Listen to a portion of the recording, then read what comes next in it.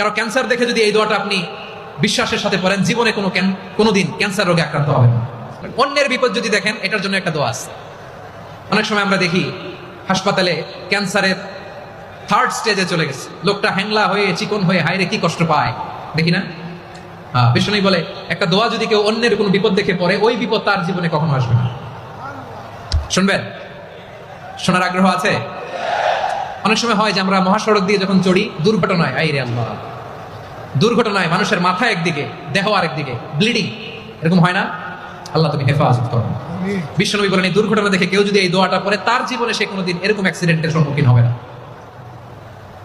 শুনবেন?